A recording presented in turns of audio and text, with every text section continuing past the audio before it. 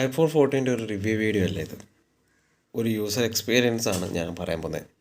8 വർഷത്തോളം ആൻഡ്രോയിഡ് ഉപയോഗിച്ചിട്ട് iOS-ലോട്ട് മാറിയ വ്യക്തിയുടെ ഒരു പേഴ്സണൽ എക്സ്പീരിയൻസ് ആണ് ഇതിൽ ഷെയർ ചെയ്യാൻ പോകുന്നത്. ആദ്യം തന്നെ ഞാൻ ഒരു ആപ്പിൾ ഫാനാണ്.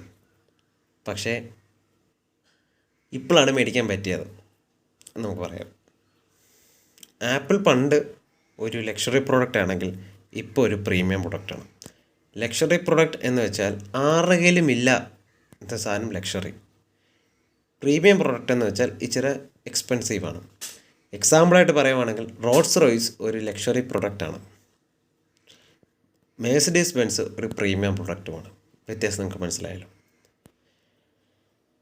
iPhone 14 എടുക്കാനുള്ള കാരണം 13ഉം 14ഉമായിട്ട് പ്രത്യേകിച്ച് വലിയ വ്യത്യാസങ്ങളൊന്നുമില്ല, ചെറിയ ചെറിയ വ്യത്യാസങ്ങളേ ഉള്ളൂ.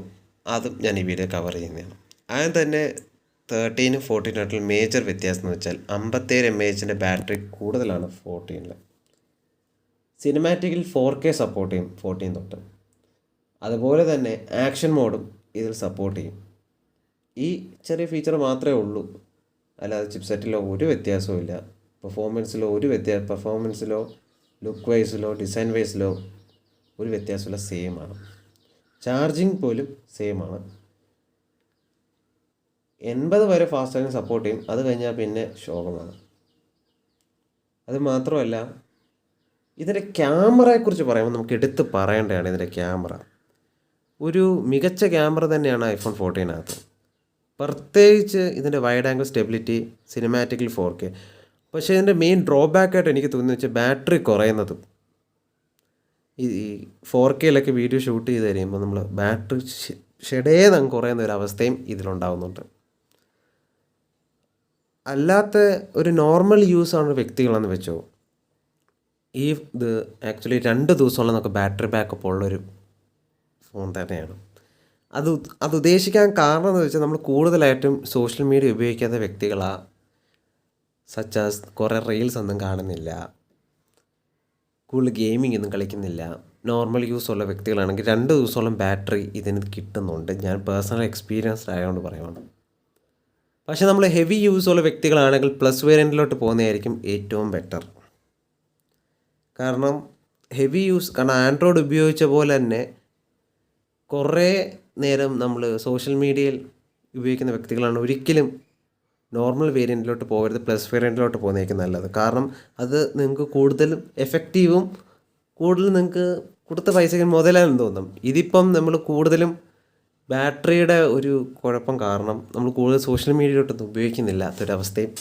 ഇപ്പോൾ എനിക്ക് സത്യം പറഞ്ഞാൽ അഡിഷൻ മാറി, റീൽസ് ഒന്നും കൂടുതൽ കാണുന്നില്ല iPhone മേടിച്ച് കഴിഞ്ഞപ്പം. അതൊരു പോസിറ്റീവ് സൈഡായിട്ട് എനിക്ക് പറയാം. നെഗറ്റീവ് സൈഡായിട്ട് വേണമെങ്കിൽ നിങ്ങൾക്ക് കാണാം, അത് നിങ്ങളുടെ ഇഷ്ടം.